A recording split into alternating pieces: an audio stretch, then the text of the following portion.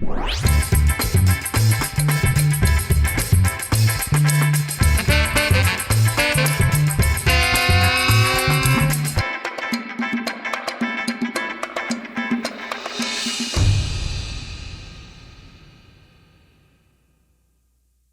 drops of water will definitely make him out of the ocean. I mean, if you start small, one day you shall be big. But there are people who start small and never get big. But what is the secret? I can't really tell what the secret is. But all I'll tell you is keep working and never stop. Imagine 7 years ago I gave up. And I'd be like, okay. Or 5 years ago when I told Joan, I told Lovett, like, okay, you know what? I'm leaving this shit. We would have been at the center. Guys, welcome to Chat Center. This is the new place. I mean, this is the new home. On Chat Center, we will talk about entertainment, talk about sport, talk about everything except politics. No, we're not doing politics. We're not doing politics on this place. We don't do politics yet. Everything on the show. And of course, if you move a muscle, you will not ride on this ride with me. Welcome, guys. And this is Chat Center. My name is MCDIBENJA. I'm your host. Don't move a muscle. I'm going to be right back.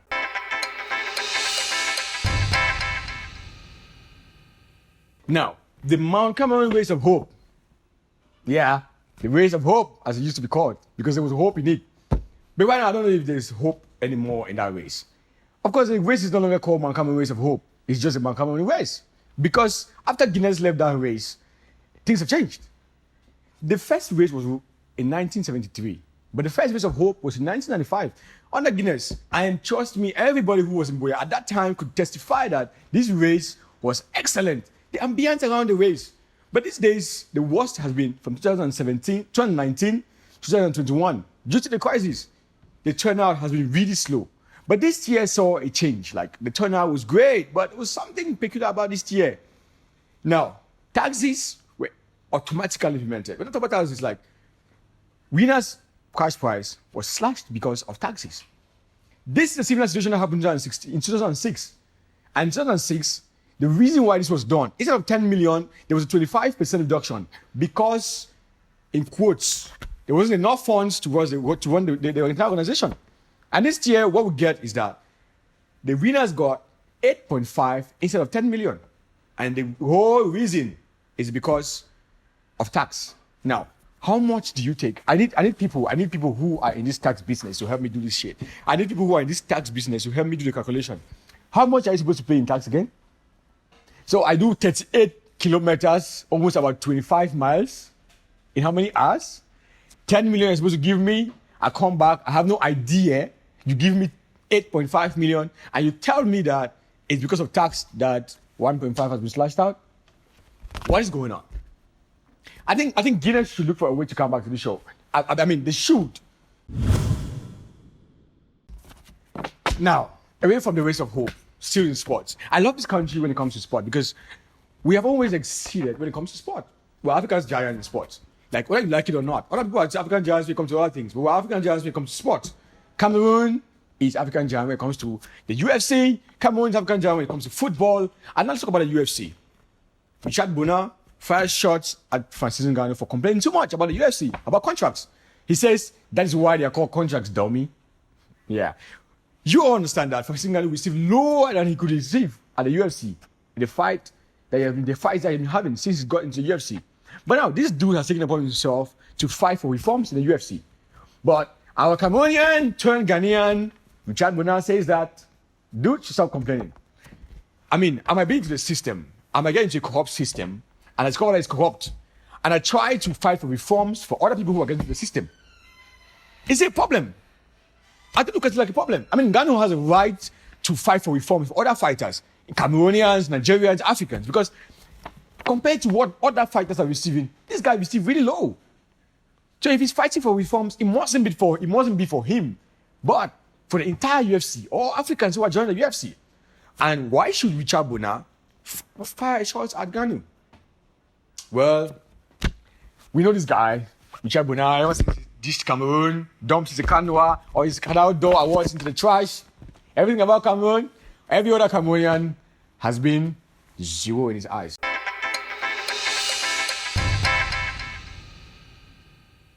Alright guys, welcome back. And our guest, he is a communication expert, he is a TV host, and of course, recently, he is a comedian. Ladies and gentlemen, Ko Elanga, aka Auntie Felicia. Why you always behaving mad? Like always behaving mad. Like, welcome to the show. That makes us neighbors. Neighbors, welcome to the show. It looks like you're dying of thirst. No, I wasn't. It seems like you were. How are you? I'm fine. Welcome to the show. Consider. How have you been? Like Auntie Felicia, Ko Elanga. How you managing these two people right now? I think that's been fun. Okay. Being Auntie Felicia. Yeah. It's been fun because it's new. So yeah, it's been fun. Elanga has always been there. Yeah. So yeah, I think Auntie Felicia is a popular person. Yeah. So, yeah. So, in the space of 2 months, you have done what people use years to do. Does that make you feel special? How does that make you feel? Very special. Even when I started, I was expecting the kind of attention that I have, say, in the span of 2-3 years. Yeah. Yes, and which should be the trajectory for every Anglophone entertainer Yeah. that we've had. And so this was really shocking to me, pleasantly surprising too. So Okay. Now, what's the inspiration, the biggest inspiration behind Auntie Felicia? I mean, you could use any other name as a character in your comedy career, but why Auntie Felicia? I think the name Felicia has a special ring to it when it comes to gossip. That's not a shade to Felicia's, but Felicia is out there. but when I just felt that there was nothing really special. There was no real thought process. It wasn't inspired by a Felicia, but the name Felicia just seemed like a name that would fit into a character like that. Okay. Hopefully, it's not a reflection of all Felicias, but yes, it's just a name. You have been doing extremely well when it comes to writing. You have been doing extremely well when it comes to communications. You have been working in communications for countless number of years now. And recently, or like 2 years now, you have been on TV. Why now comedy? Like, why comedy? But for writing, I think comedy would be my first love. Okay. As a longe, I like laughter. I like to be teased. I like teasing people. I think most people had thought of me as a comedian a long time ago, So this has been something which there's been a lot of pressure to do. But life. You go to school, you have a vision of the type of job you want to have. We grew up with the type of stereotype about comedy as something which was meant for school dropouts and virtually a last resort for everybody who is a disappointment. Yeah. So, and in many ways, many comedians fit into that stereotype. So I don't know what that means. I really don't know what that means. So yeah. So I think that I took so much time because I wasn't yet comfortable with the notion of being defined as a comedian. Yeah. Even though, yes, I can say, everybody says I'm funny. On your show, Fiki Table, a couple of months ago, let's say a year ago, you came out to say Cameroonian comedians are not funny. And this is something that the Cameroonian comedy sector the comedians did not welcome this, in a nice way, because I was like, I'm doing my job, and this dude comes up and says, I can't do my job well, and all that in the media. Now, you are a comedian. Did you come into the comedy field as a savior, as a messiah I want to understand, did you come as a messiah to save the comedy sector from unfairly comedians or what? I want to understand. Like, I don't think that highly of myself that I came to save comedy. First, because it's the variety that every comedian comes with. Okay. So I don't see that. As to whether my opinion at the time, and I say an opinion because it was exactly that opinion. Yeah. That I did not think that the comedy that we were seeing was challenging enough, that it was relatable enough. And perhaps I'd use broad strokes to talk about comedians. I was really focused on Anglophone comedians, really, because with the Francophone comedians, I actually feel like Francophones, there's not much pressure to make them laugh. But Anglophone audiences have stronger standards as to what will make them, because perhaps it's also the exposure that they have to comedy out of Cameroon, and it's the best. Whether it's America, UK, Nigeria, these are the leading comedians worldwide. Tell me how many Francophone comedians that you know are really that global. I'm not saying Cameroon Francophone, but French comedians who are as global as the English. So definitely our standards are higher, and I felt that maybe it was because of that comedy that there was no real sustainable commercial value to our comedy. That's not to say that people were not laughing. Okay. But as a personal judgment, I did not think that it was relatable or not. I felt like it was very cliche. So you see a lot of things that had to do with UB girls. Yeah. You know, like it became so redundant to me. Again, I say it's an opinion because some people do not agree or did not and would still not agree with that, you know. So yeah, it was just personal. And at the time, I was not talking as a comedian. I was talking as somebody who loves comedy. I was just a critic of culture, you know. And I think part of the challenge was, well, if you think it's that easy, go and do it. And finally, you're doing it. All right, we have to continue our conversation. But first, someone had something to say about you. Someone works on your set. You work together. And I don't want to give you the person's name first. I just want to watch this, and when we get back, we'll continue on the chat. We'll be right back, guys. Watch this.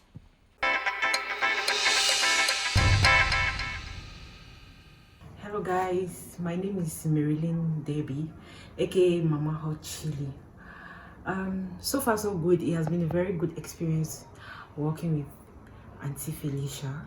You know, I've been having this shyness on set, you know, like fear of camera, but since then I've been working with her.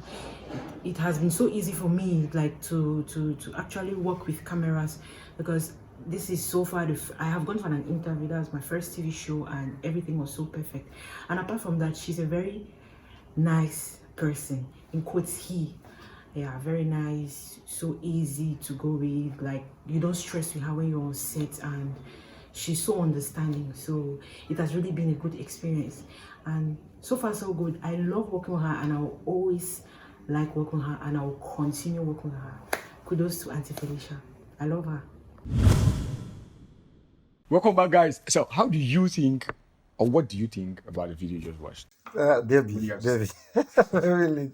Yeah, Mary is a sweetheart, and sweethearts generally align like that, you know. So it's a relief to hear your colleague, you know, a collaborator speak so highly of you.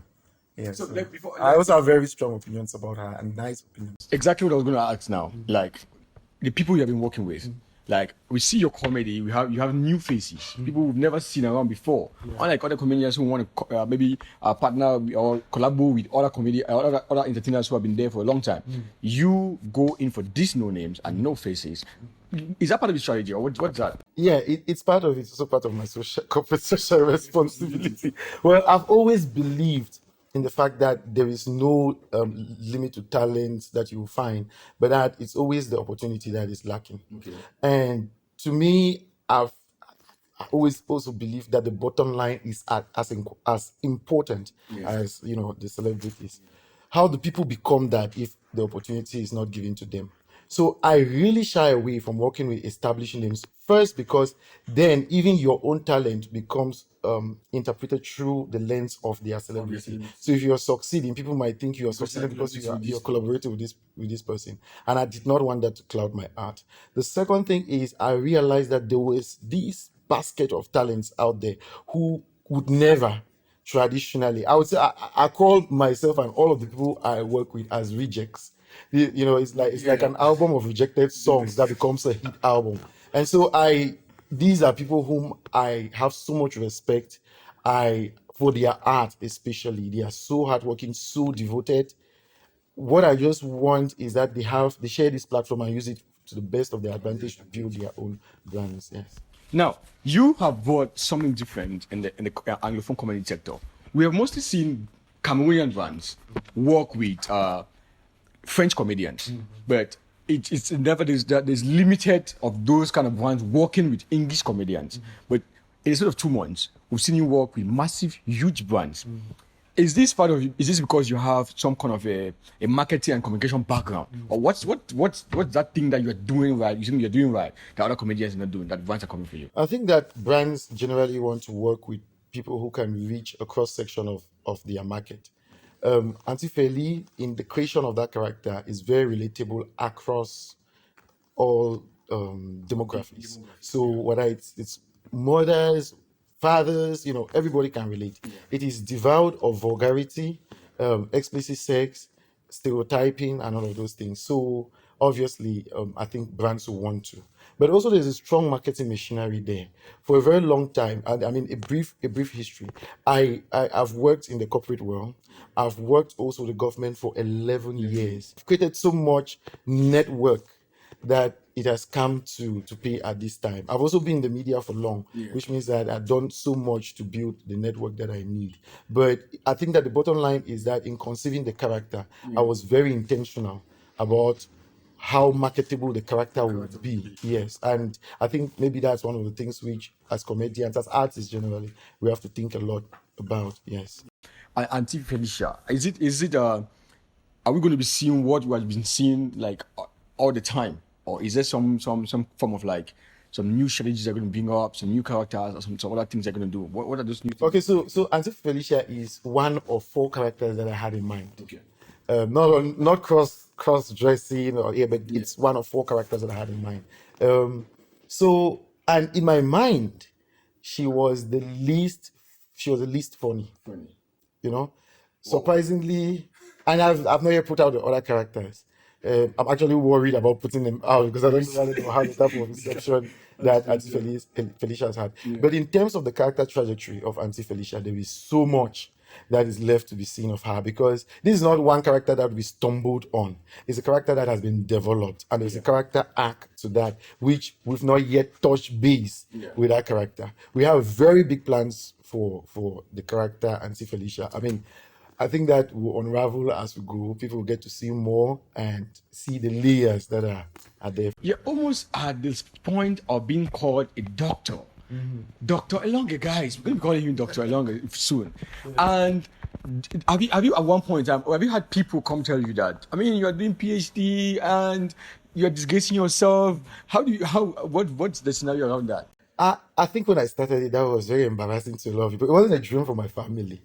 Because also I've lived a very formal life, worked. Also professionally, that you're working for the government and people are like, this person job fit. How does it go? How does a comedian work as head of communication for this institution? Yeah. And do comedy, especially cross-dressing comedy. I think I too had a bit of self-doubt when I started because of these voices that were coming. Yeah. But then, you see, when the US Embassy came, I said they want a digital literacy campaign with me. When the Canadian Embassy comes, when Prudential Malaysia comes, when your firm comes, damn everything. Because then I'm working with the biggest of names. Yeah. It means I'm doing something right. Before starting, I thought I knew some of the backlash and some of the questions that might come with it. But I thought I was ready until they actually started articulating it. And I was like, oh God, not again. Then when the money started coming and the goodies from it and the reputation too, because it wasn't comedy that people like very dismissive of it. If you want to do comedy, so then I was like, okay, this is. How is it life like walking in the streets and probably mothers, fathers, as even guys, because one of the most difficult sort of people that you please are actually guys on that dimension. And you see guys vibing to your comedy or guys reaching out like, Auntie Felicia, like what's the feeling on the streets? Okay, so that automatically it's like that women and girls will gravitate towards Auntie Felicia. So that was given.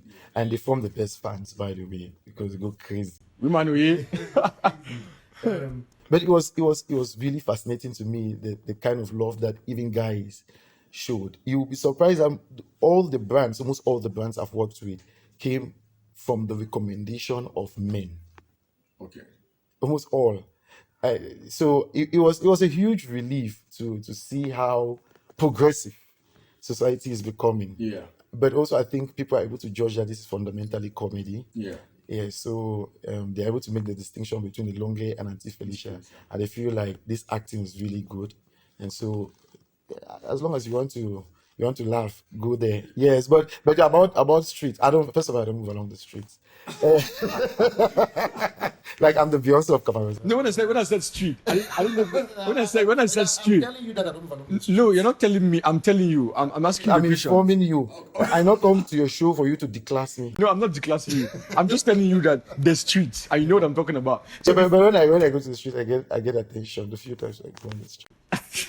You guys crazy. So before we get to one exciting part of the show, you are a guy who dresses like a woman. You're doing cross-dressing comedy, and there is always this tag to cross-dressing comedians, and that probably most of them who are cross-dressing surely probably gays and the rest.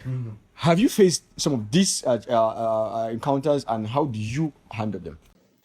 So, because I've done a number of interviews, and I see people afraid to ask that question, running away from the question. Yes.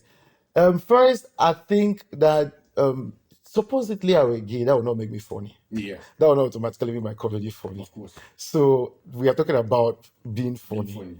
That's the first thing. So that's not even something to talk about. Number two is that I knew that this type of criticism would come. And I knew that because I was trying to be very authentic in the way I depicted the character, that it would be so believable. I mean, there are people who still don't believe, maybe after the show will believe, who still don't believe that I'm a man, who are still under the impression that I'm a woman. All that in some version of my life, I must have been a woman because of how persuasive the job is. So I say, first of all, sexuality does not make a person funny. So even if that were the case, that would not make it funny. Women might not even be able to depict womanhood in that way. And make it funny. So yeah, I think that's not an argument that I get into. That's something which every time I see, I just laugh and I give it a resounding fuck. It doesn't really bother me. He gives it a resounding fuck. All right, guys, we'll be right back, and when we get back, I'm going to get Auntie Felicia, Ko Elanga drunk on this set. You guys don't move a muscle.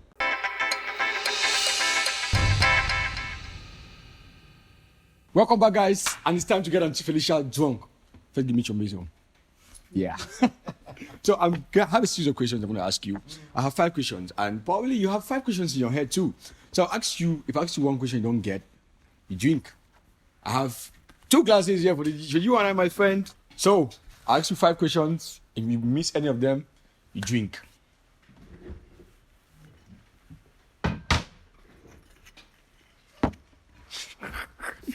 This is a trap. It's not a trap. It's not. My first question is, give the exact number of followers Auntie Felicia has on Facebook and the exact number the page is following. Oh God. Exact. I just know that it's so I can give the number that we're following. I think I know. How many are you following? Yeah, I think 48. You just got that one already. So there's no need going forward. Auntie Felicia has 38,000 followers on Facebook. And of course, they are following 55. They're following 55. No, but you said exact number. No, that's the exact number. But it's not 38. You said 38,000. It's 38,000. Exact. Right now. Let's do it, guys. Guys, let's go on Facebook and check. It's 38,000. Exactly 38,000. Drink. Don't mean politics. So you two have to drink. It's not exactly 38,000. Don't mean politics. There's no politics on this thing. There's no politics here. This is too much for one day. So still have some questions coming. Yeah. You next. What was the capital of Algeria? Algiers. Okay. Give the name of the first Cameroonian film on Netflix. Oh God. This thing is already disturbing me. It's not Fisherman's Diary. It's the other 5, one. What are you saying? 3. Therapy. Next, you're. I cannot think. Who is the producer of Better Things? Clavin Dinger. Better Things will have a producer. How can a blog have a producer? I thought you said Beta Topo or something like that. Yeah, I got you wrong. Okay, give 5 Cameroonian songs in 5 seconds. Title of 5 Cameroonian songs in 5 seconds. Okay, Calais. 2. Calais song. 4. 5. I just imagine Calais song. But I can give this Calais song, Shabasiko. Fuck. You're up next.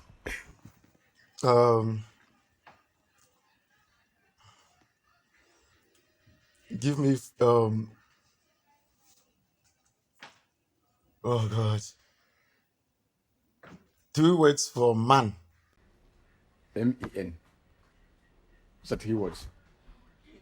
Okay, 3 words. Just drink. You're the drink. I don't need the 3 letters. No, just the drink. Sorry. That's your 5 Cameroonian movies in 5 seconds. 7 Bango.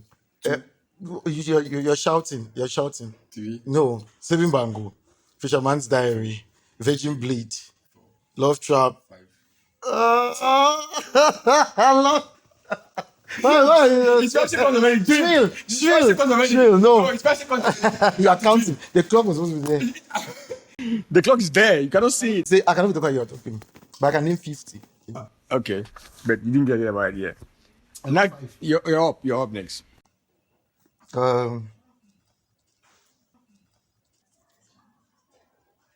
Name 5 blogs. 5 minutes. Cameroonian blogs. Better Things, 227 Showbiz, Decoded TV, The Hot Gem, Kessa Mark, all these guys, man. 5 seconds. Okay, our next question is: give a title to Latia's new song, the recent song he just released, and the Pele. person Petit P. You're up next. But this next question, I want you to go your week first. We brought your week on set. Do you want to work with this? We want to chill with the big boys. Hey, where guys? See the transformation. All right. The next question I have for you: spell Auntie Felicia backwards. From Felicia to Auntie backwards. In 10 seconds. AICILEIFEITNUA.